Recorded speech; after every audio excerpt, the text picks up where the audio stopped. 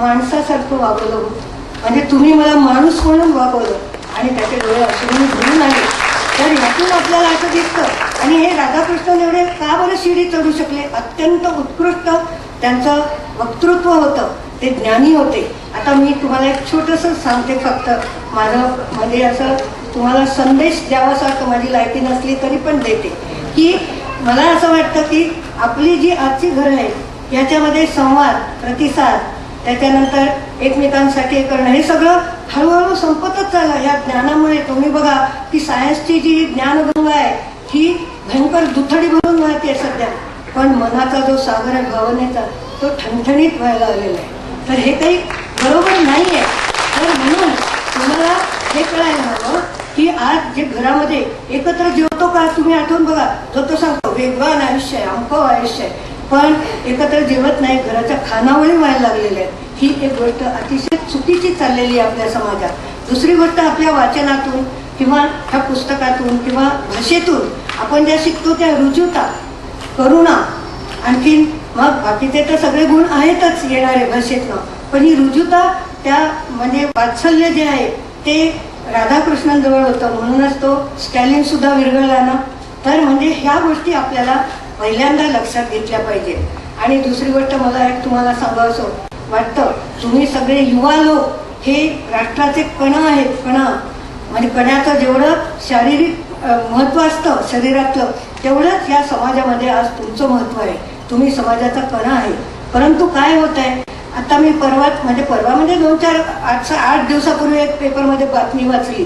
त्याच्यात काय लिहिलेलं होतं की भारतातल्या तुरुंगांच्या जे कैदी आहेत त्यातले 65% कैदी हे 20 ते 40 वयाचे आहेत.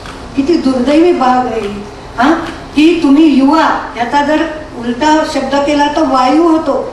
युवा शक्ती ही वायू शक्ती, की किती तुम्ही जोरात सगळं करू शकता, किती चांगल्या पद्धतीने सगळा समाज बदलवू शकता.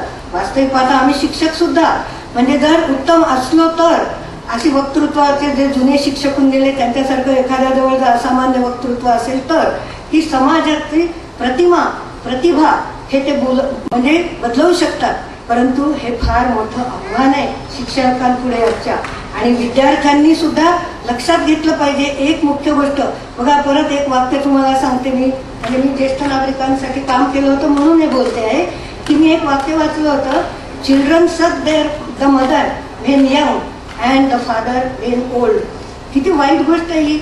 आज मी पाहते परदेशात जी मुलं आहेत ती त्यांची गोष्टच वेगळी आहे, पण भारतात जी मुलं आहेत ती सुद्धा आई वडिलांना विचारत नाही हो, पण ते गेले की त्यांचं सगळं डबल गोळा करायला मात्र नक्की येतात. मुलं तरी कसली झाली. अहो, तुम्ही पेपरमध्ये बातम्या वाचताय की आज काय मित्राचा खंडणीसाठी मित्राचा खून, की काय ही पैसा एवढा देव झालाय का आजच्या ह्याच्यात की माणुसकीच संपली आपल्यातली. तर पुन्हा ही जर माणुसकी निर्माण व्हावी तर भाषा विषय हाच त्याच्यासाठी माध्यम आहे. कारण ह्याच्यातूनच तुम्ही कम्युनिकेशन एकमेकांशी चांगलं करू शकता आणि म्हणून केलं. आता मी तुम्हाला फक्त आमच्यातर्फे जे सांगायचं आहे ते हे माझ्यातर्फे सांगून झालं की आम्ही जे शिक्षक आहोत, बरं 2च मिनिटात सांगू की आम्ही जे शिक्षक आहोत यांचा जो इंटरव्ह्यू व्हायचा तेव्हा, तर त्याच्यावरती मोठी मोठी पॅनेल्स असायची अगदी चांगल्या तज्ज्ञ लोकांची, आणि खूप कसून इंटरव्ह्यू व्हायचा आणि मग आम्हाला तिथे नोकरी मिळाली. पण ते मोठं आव्हान वाटायचं. याचं कारण काय, तेव्हा मराठवाड्यातली SB ही सर्वात उत्कृष्ट संस्था होती आणि त्यामुळे तिथे खूप मुलांची, ज्या गुणवंत मुलांची रीघ लागलेली असायची. स्वाभाविकच गोविंदभाईंसारखे जे इथले चांगले कार्यकर्ते होते आणि ज्यांचं अगदी दिल्लीपर्यंत नाव झालेलं आहे, तर त्यांची ही अपेक्षा असायची की ह्यांची गुणवत्ता ह्या शिक्षकांमुळे वाढली पाहिजे. आणि म्हणून मग आम्हाला सारखं वाटायचं की नाही, आपण नीट शिकवलं पाहिजे. आपली जी कपॅसिटी आहे त्याच्या बाहेर तर कोणी जाऊ शकत नाही, कोणताच शिक्षक नाही. परंतु आम्ही शिक्षक सुद्धा खूप धडपडायचं, आम्हाला जेवढं चांगलं तुम्हाला देता आलं तेवढं देण्याचा प्रयत्न केला. आणि म्हणून म्हणजे आज तुम्ही खूप मोठ्या मोठ्या पदावरचे चांगले चांगले लोक आहात, पण मी तुम्हाला सांगते SBचा वाटा तुमच्या यशातला फार मोठा आहे आणि आमच्या कार्याचा वाटा आम्ही शिक्षकांचा निश्चितपणे त्याच्यामध्ये आहे. आणि म्हणून मला एक वाटतं की हा जो ऋणानुबंध तुम्ही सुरू केलाय ना, हा पुढच्या शिक्षकांना सुद्धा पुन्हा प्रेरणादायीच राहील. कारण इतके तुम्ही प्रेम करता. असे प्रेमळ जुने विद्यार्थी पुन्हा पुन्हा भेटतात सगळे. बघा आमच्या गवणीबाई, किती तुम्ही पाहिलं की त्यांना म्हणजे इथे येणं किती त्रासदायक होतं, पण आज त्यांच्या 87 वर्षाच्या वयाला सुद्धा त्यांना वाटलं ना की नाशिकहून आपण इथे यावं. का वाटलं? तुम्हाला भेटण्यासाठी.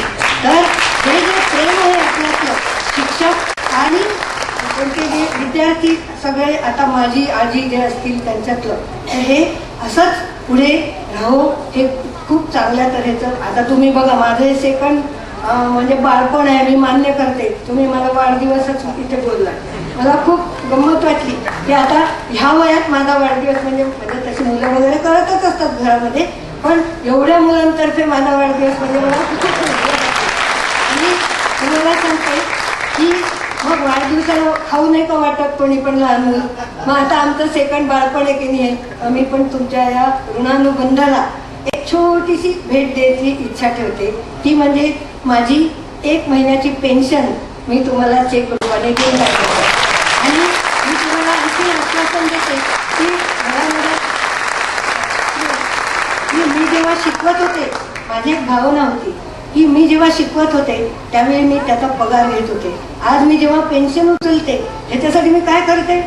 मागचं आहे, आज हा समाजाचा पैसा आहे. म्हणून मला मनाला असं वाटलं की समाजालाही मी माझ्या औषधापुरता प्रवासापुरतं ठेवून उरलेली पेन्शन परत दिली पाहिजे. म्हणून माझं जे मंडळ होतं त्यातून मी आमच्या जसे सुंदर कलाकार, असे छान छान कलाकार इथे प्रवीण दवणे आले. त्याच्यानंतर म्हणजे आपले पुष्कळ म्हणजे आम्ही असे चांगले चांगले कलाकार बोलवले. मी नावं घेत बसत नाही कारण वेळ ते मागून वाजवतील घंटी, तर म्हणून बोलत नाही. पण म्हणजे चांगले कार्यक्रम इथल्या लोकांना ऐकायला मिळावे आणि ते फुकट मिळावे. कारण आमचे जे ज्येष्ठ नागरिक आहेत ह्यातल्या फक्त 10% लोकांना पेन्शन आहे, बाकीच्यांना पेन्शन नाही. म्हणून मी तुम्हाला एक विनंती करते की तुम्ही जे वेगवेगळ्या क्षेत्रात कौशल्य प्राप्त केलंय तर तुम्ही एकच करा की तुम्ही सुद्धा आता हळूहळू आमच्या याच्याकडे वळायला लागलेलाच आहात. 55ला देणार आहेत म्हणे आता. म्हणजे तुम्ही 50च्या जवळ आला असाल, 45 वर्षाचा आहे. थोड्याच दिवसात तुम्ही सुद्धा ज्येष्ठ नागरिक म्हणून होऊ शकता. आता नवीन एक घटना येते आमच्या ज्येष्ठ नागरिकांची, त्याच्यामध्ये 55व्या वर्षी पुरुषांना पण, बायांना होतं पण पुरुषांना नव्हतं, तर देणार आहे. तर तुम्ही तुमचं जे क्षेत्र आहे त्याच्यात तुमचं जे कौशल्य आहे ते खूप गरीब लोकांना, जसं वकील असतात, वकिलीचे पैसे किती पडतात तुम्हाला माहिती आहे. डॉक्टर लोक असतात, शिक्षक आहेत, इतर म्हणजे कुठले कुठले सरकारी अधिकारी आहेत. या सर्वांनी म्हणजे सर्वांना माझी कळकळीची विनंती आहे की तुम्ही खरंच जर SBचे विद्यार्थी असाल आणि तुमच्यावर सुंदर संस्कार झाले असतील तर तुम्ही अशा एकेका विषयाच्या टीम तयार कराल तुमच्यातनं आणि गरजवंतांना